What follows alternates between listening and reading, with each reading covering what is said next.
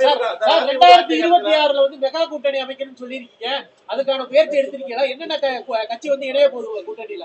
இன்னும் வந்து உங்களுக்கு 19 மாதம் இருக்குது தேர்தல்ல. 19 மாத காலம் இருக்குது. இந்த 19 மாத காலத்தில் எப்படி கூட்டணி பேசுவோம்? எல்லாமே தேர்தல் அறிவித்த பிறகுதான் கூட்டணி அமையும். தேர்தலை நோக்கித்தான் எல்லா கட்சியுமே வரும். இப்போ இருந்து கூட்டணி அமைங்கிறது சாத்தியம் குறைவு. இருந்தாலும் அனைத்து இந்திய அண்ணா திராவிட முன்னேற்ற கழகம் ஒரு சிறந்த கூட்டணி அமையும். 2026 அண்ணா திமுக தலைமையிலே ஆட்சி அமையும். அதிமுக ஆட்சி காலத்துல நீங்க வெளிநாடு முதலீடு இருக்கும்போது வெள்ளை அறிக்கை கேட்டாரு, எதிர்கட்சி தலைவரா இருந்தாரு.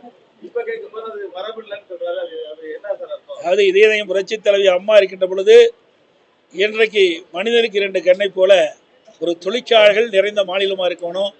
அதனாலதான் வேலை வாய்ப்பு கிடைக்கும், மக்களுக்கு இளைஞர்களுக்கு கிடைக்கும், பொருளாதாரம் உயரும். அதே போல வேளாண்மை சிறக்க வேண்டும். ஆக 2 தான் முக்கியம் ஒரு நாட்டிற்கு. வேளாண்மையும் சிறக்க வேணும், உணவு பஞ்சம் இருக்காது. அதே போல வேலைவாய்ப்பு உருவாக்க வேண்டும், பொருளாதாரம் இன்றைக்கு ஏற்றம் பெற வேண்டும். அப்படின்னா தொழிற்சாலை வேண்டும். 2 முக்கியமாக இருக்கின்ற காரணத்தால் தான் இதயம் புரட்சி தலைவி அம்மா இருக்கின்ற பொழுதே இந்த 2 துறைக்கும் முன்னுரிமை கொடுத்தாங்க. அம்மா இருக்கின்ற பொழுதே 2015 தொழில் முதலீட்டார் மாநாட்டை கொண்டு வந்தாங்க. 2,62,000 கோடி தொழில் முதலீடு ஈர்க்கப்பட்டது.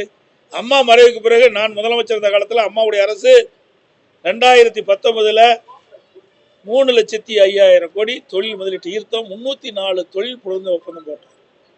அது மட்டும் வெளிநாடு போகின்ற பொழுது வெளிநாட்டில் நிறைய நாங்கள் முதலீட்டை ஈர்த்தோம், புரிந்துணர்வு ஒப்பந்தம் போட்டோம். அந்த பணியெல்லாம் முதற்கட்ட பணிகளாக இருந்தது.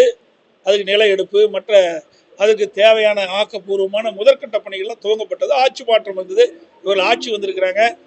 நாங்கள் எங்களுடைய அரசு இருக்கின்ற பொழுது வெள்ளை அறிக்கை கேட்டார். அன்றைக்கு எதிர்கட்சி தலைவராக இருந்தார் திரு ஸ்டாலின். இன்றைக்கு முதலமைச்சராக இருக்கிறார். பத்திரிகைகள் தான் வருது, ஊடகத்தில் தான் வருது, அறிக்கையின் வாயிலாக தான் வருது. இத்தனை லட்சம் கோடி வாங்கினேன், அத்தனை லட்சம் கோடி நாங்கள் தொழில் முதலீட்டு ஈர்த்தினேன்.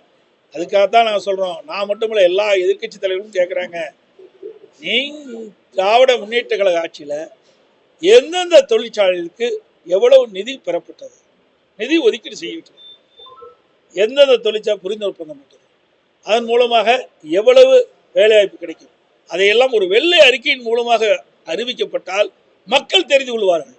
அதற்காகத்தான் நாங்கள் கேட்குறோம். இதில் என்ன மரபு? இது வெளிப்படைத்தன்மை தானே. நீங்க தானே வெளிப்படையாக பேசிட்டு இருக்கிறீங்களே. ஒவ்வொரு முறையும் ஊடகத்திலையும் பத்திரிகையிலையும் கருத்துக்களை தெரிவிக்கிறீங்க, அறிக்கை வெளியிடுறீங்க. திராவிட முன்னேற்ற கழக ஆட்சியில் தான் தொழில் புரட்சிங்கிறீங்க, அதிகமான தொழில் கொண்டு வந்தங்கிறீங்க, அதிகமான வேலைவாய்ப்பு உருவாக்கி தருங்கிறீங்க. அதையெல்லாம் மக்கள் தெரிந்து கொள்வதற்காகத்தான் நாங்கள் இதை குறிப்பிடுறோம். இது வெள்ளை அறிக்கையின் மூலமாக வெளியிட்டா மக்கள் தெரிஞ்சுக்குவாங்க. இப்படிப்பட்ட கேள்வியே எழாது.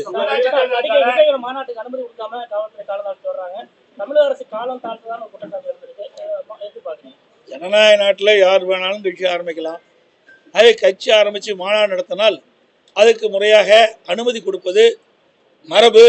அனைத்து இந்திய அண்ணா திராவிட முன்னேற்ற கழக ஆட்சி இருக்கின்ற வரை எல்லாருக்கும் அனுமதி கொடுத்தோம். அத்தனை போராட்டம், ஆயிரக்கணக்கான போராட்டம் அண்ணா திமுக ஆட்சியில் நடைபெற்றது. எல்லாத்துக்கும் அனுமதி கொடுத்தோம். இது ஜனநாயக நாடு. அவருடைய உரிமைகளை கோருவதற்கு அனைவருக்கும் உரிமை உண்டு.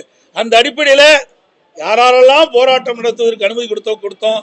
யாரெல்லாம் மாநாடு நடத்த வேண்டும் இருக்கிறார்களோ காவல்துறை அனுமதியோடு, அதுவும் பாதுகாப்போடு நாங்களாம் அனுமதி கொடுத்தோம். ஆனால் அந்த விடியா திமுக அரசு இன்றைக்கு வேண்டுமென்றே திட்டமிட்டு இப்படிப்பட்ட செயல் ஈடுபடுவது கண்டிக்கத்தக்கது.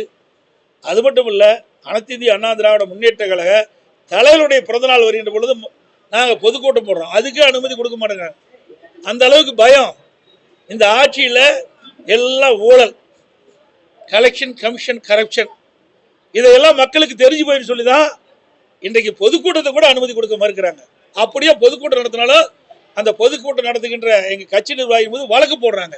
சில நேரத்தில் நீதிமன்றம் போய் இந்த பொதுக்கூட்டம் நடத்துவதற்கு அனுமதி வாங்கி தான் கூட்டம் நடத்திட்டு இருக்கிறாங்க. இப்படிப்பட்ட நிலைமை தான் இன்றைக்கு தமிழகத்தில் நிலவி கொண்டிருக்கின்றது. இந்த ஆட்சி சர்வாதிகாரி ஆட்சி மாதிரி நடந்துகிட்டு இருக்கு. நாட்டில் எல்லாம் சமந்தான். நீங்கள் நாங்கள்லாம் வேறுபாடெல்லாம் கிடையாது. அப்படி இருக்க தானே இவ்வளோ பேருக்கு நாங்கள் அண்ணா திமுக ஆட்சி இருக்கின்ற பொழுது, நான் முதலமைச்சர் இருக்கின்ற பொழுது எவ்வளவு போராட்டம் நடைபெற்றதுன்னு நாட்டுக்கே தெரியும். இந்தியாவிலேயே அதிகமாக போராட்டத்தை சந்தித்த அரசாங்கம் அம்மாவுடைய அரசாங்கம். ஆக ஒரு அதாவது பயப்படுறது கேட்படுறதுங்களாம் அடுத்தது, முறையாக கொடுக்க வேணும், அதுதான் முக்கியம்.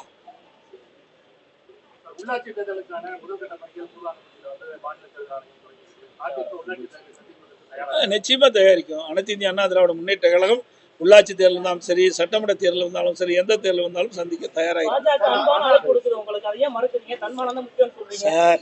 எல்லாம் பேசி முடிஞ்ச கதை, மீண்டும் மீண்டும் அதையும் திருப்பி அரைச்சமாவே அரைக்க வேண்டிய அவசியம் இல்லை. மகாவிஷ்ணு பிரச்சனை தமிழக அரசோட செயல்பாடு, மகாவிஷ்ணு சொற்பொழிவாளர் மகாவிஷ்ணு பிரச்சனை தமிழக அரசோட நான் ஏற்கனவே இதை பற்றி நான் தெளிவா நான் ட்விட்டர்லையும் போட்டேன், அங்க கோயில்பட்டியில நிருபர்கிட்ட தெளிவா சொல்லிட்டேன். அரசு பண்ணி ரிமாண்ட் பண்ணிருக்காங்க. நாங்க தெளிவா சொல்லிட்டேன். நான் ஏற்கனவே இது குறித்து ஊடக நண்பர்களுக்கு தெளிவுபடுத்தியிருக்கிறேன். அதிமுக ஒன்று சேர்க்க